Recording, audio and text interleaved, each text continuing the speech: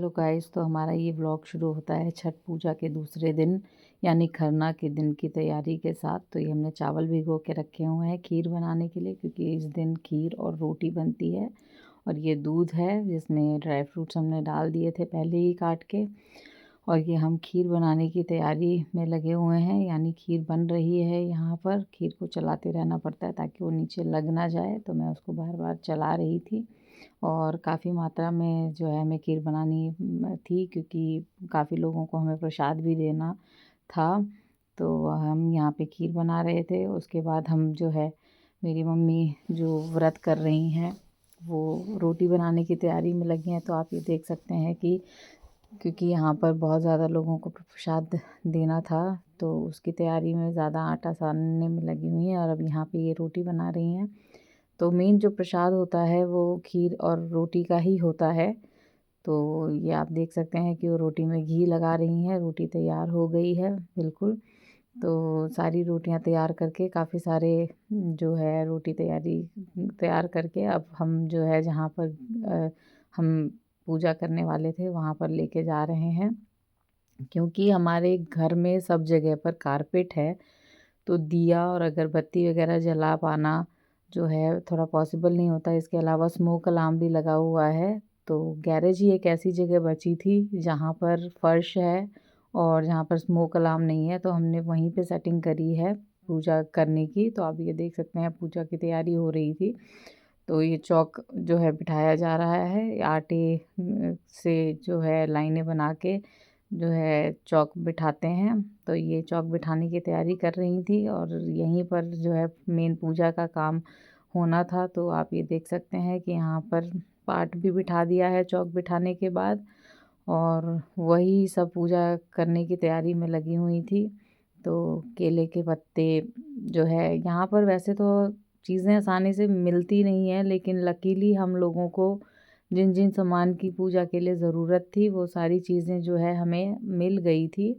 तो यहाँ पर आप देख सकते हैं कि वो टीका लगा रही हैं रोटी में, जो कि रोटी भोग के लिए चढ़ाई जाने वाली थी, तो उसमें टीका लगाया जाता है। तो ये एक पूजा का प्रोसेस होता है।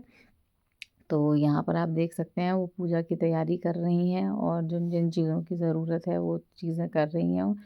ज़मीन पर बैठना थोड़ा सा मुश्किल था, क्योंकि एक तो यहाँ पे ठंड बहुत थी, तो इसके लिए हमने गद्दा बिछा दिया था। और आप देख सकते हैं कि ज़मीन पे बैठ के काम करने में थोड़ा सा दिक्कत हो रही थी। उसके बाद वो तैयार होके आ गई और अपने पैर में आलता जो है लगा रही हैं। तो ये भी एक शुभ प्रतीक माना जाता है श्रृंगार का, पतिव्रता नारी के लिए। और इसके बाद आप ये देख सकते हैं कि खीर और पूरी का जो प्रसाद है, जो भोग है, मेन भोग तैयार करा जा रहा है।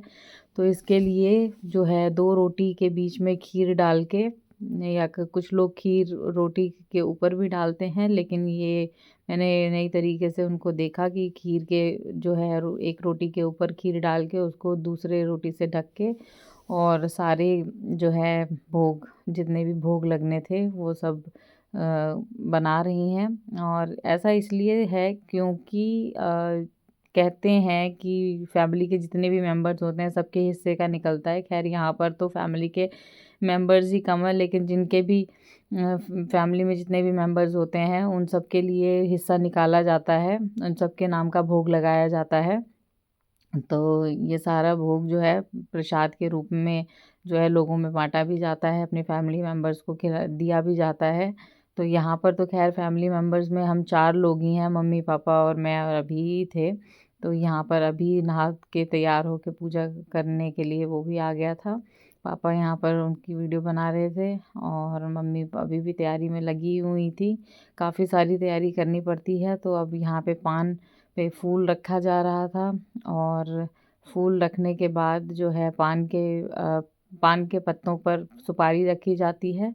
तो सुपारी एक्चुअली पैकेट कट नहीं रहा था, तो काफ़ी मेहनत के बाद काटा गया, क्योंकि यूजुअली हम दाँत से काट देते हैं, पर छठ के टाइम पर या किसी भी पूजा के टाइम पर किसी भी चीज़ को दाँत से तो काट नहीं सकते हैं। तो इसके लिए जो है हम काफ़ी लोगों ने एफ़र्ट करे और फाइनली सुपारी का पैकेट काट दिया गया। अब यहाँ पर वो केला चढ़ा रही थी, तो काफ़ी सारे फल तो छठ के अगले दिन चढ़ते हैं, लेकिन केला ऐसा फल होता है जो कि छठ के दूसरे दिन भी चढ़ता है। तो खीर और पूड़ी के साथ सेब और केला भी जो है चढ़ाया गया। और ये जो सेब है ये पेड़ से तोड़ के लाए गए सेब है, खरीद के नहीं लाए गए हैं सेब।